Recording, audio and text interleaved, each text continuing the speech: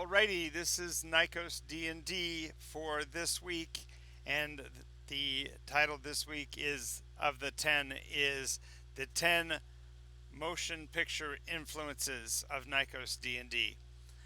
I'm going to go through them relatively quickly because I want to keep the suspense going and want you to be enticed to take a look at these videos and movies, and maybe you can see some of the influences of Nycos D&D in them.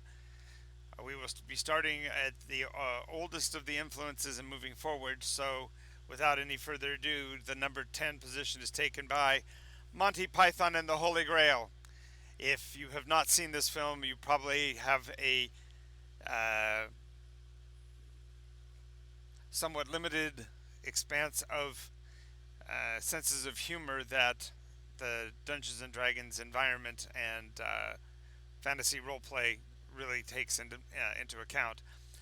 This film, of course, is a 1980s era film, and it retells the story of Arthur and the Knights of the Round Table in their search for the mythical Holy Grail, and it is done with such grace and distinction as I'm sure it probably rates as arguably one of the goofiest films ever made. But nonetheless, the idea of an adventuring party is typified by the knights themselves and become archetypical in not only my development as a game master, but just about every other game master I've ever known.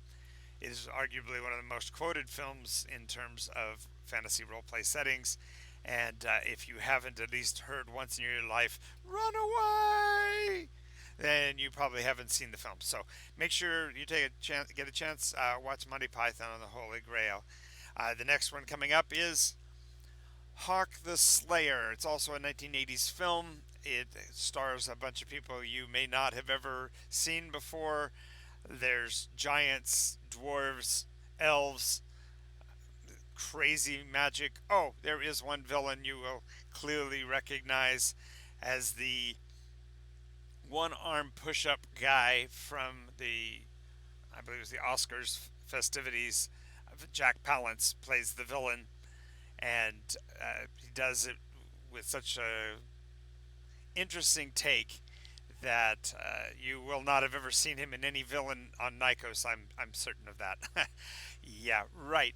Next up, after Hawke the Slayer. Oh, I do have to mention that Hawke the Slayer's intro and story development is the closest thing to a Dungeons and Dragons group being dragged together as I have ever seen. The sorceress who helps Hawke bring the players together, bring his adventurers together, does so with such class and style that it typified many of the adventures throughout my games experience history. All right, next we go to Conan the Barbarian. Now, this is the 1982 film with Arnold Schwarzenegger, and it introduced the visual concept of fundamentally the chainmail bikini, bulletproof nudity, if you will. It doesn't go full nudity, but there's enough racy stuff in it that a 15-year-old kid such as I was really dug the film. It shows players in the very role of rogue and brigand, thief, cat burglar, as well as sword-wielding homicidal maniac that we kind of expect Conan to be. Arnold Schwarzenegger's rendition of it, again, defined the genre for quite a while after the film was made, and one of the famous lines from the film that gets quoted quite a bit is, "Do you want to live forever?" So definitely want to include this in one of the films that you'll want to watch if you're looking at a esteemed pathway as a storyteller and game master. Another film from the same year is The Dark Crystal. There's a wonderful, and most importantly, the character creation and the monster development typified in the film makes it clearly one of the highest rated and most loved films of its time. And It also, if you hadn't noticed, there's something about a crystal and a shard and bits like that. So this may have had arguably one of the greatest influences on Nycos. I'm certain that there's no way you could see any kind of parallelism in the fact that there are seven different Eldrin slash Gelfling species or anything like that. But uh, they say the cleverest of men.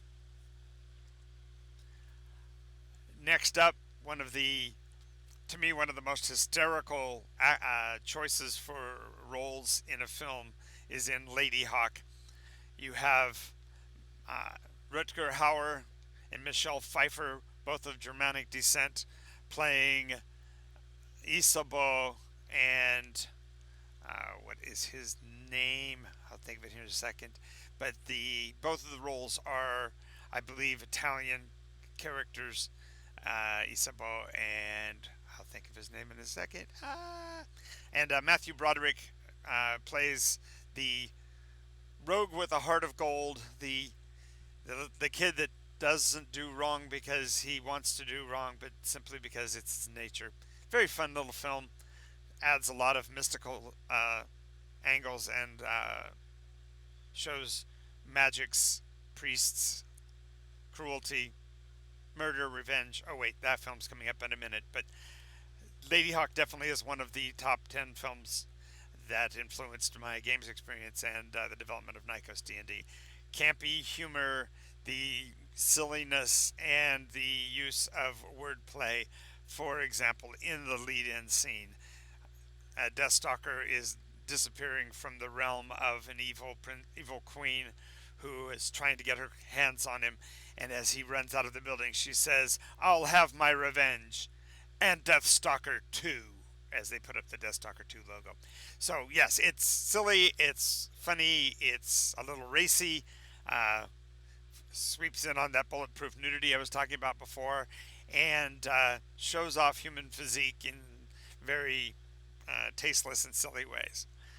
Now we step up to probably one of the pinnacle films in the ten is The Princess Bride. This film, which is really a story of family, of the relationship between a grandfather and his grandson, that really touches my heart. But the murder, revenge, pirates, adventure, giants, it's all in The Princess Bride. So this film also builds the very concepts of a cadre games group. These characters that are indirectly associated with one another, nonetheless build to be a team that has a specific objective for each person in the role, and helps to kind of embrace the idea of an adventuring party. Next, I believe this was in '87, Bruce Campbell steps out onto the stage in the role of Ash, uh, both good Ash and bad Ash, and quite frankly, he is seriously one of the baddest Ashes in movie history. But Army of Darkness also is a signal and a change in what is considered to be a beauty within films. All the previous films to this point, the heroines and damsels in distress were blondes, but in this film, for the first time, Ash is going after the dark-haired, raven-haired beauty and getting to kick some serious ash with his chainsaw hand that he received in Evil Dead 2, the second of the Sam Raimi films in this specific trilogy, if you will. It also cemented Bruce Campbell's role as the annoyed, hard luck hero who just wants to be able to buy a beer and loves selling stuff at S Mart. Remember, shop smart, shop S Smart. Of course, when we move into what would be arguably the modern era, the Lord of the Rings films by Peter Jackson and crew are the iconic examples of our genre. There are, of course, challenges in utilizing the Lord of the Rings and as a feel for the concept of adventuring party, but it also shows a bellwether change in the way that story development occurs. The story becomes more important, if you will, than the party, than the individuals, and becomes a requirement of masters in their own realms, and kind of show the development of characters from the beginnings of their adventures in the Shire all the way to the side of Mount Doom. Finally, the most recent of the films to be a serious influence on me was Cloud Atlas. It exemplified a lot of what I'd already been doing within my games in terms of relating the past, present, and future. But the directors of this film in particular, although there's a lot of unsung glory that should be headed their way, nonetheless, they really gave credence to a lot of fantasy elements and the concepts of destiny, faith, love as a true weapon and as the ultimate defense. The idea that the hungry do eat, the hungry will eat. I'm sorry, the hungry want meat, or no, the weak are meat. I gotta get it right. The weak are meat, and the hungry and the strong will eat.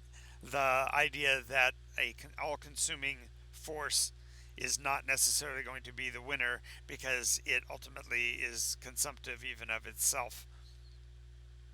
Fantastic film, and it really did influence me. So we've now gone over the 10 most influential films in the fantasy genre that affected the development of Nycos D&D.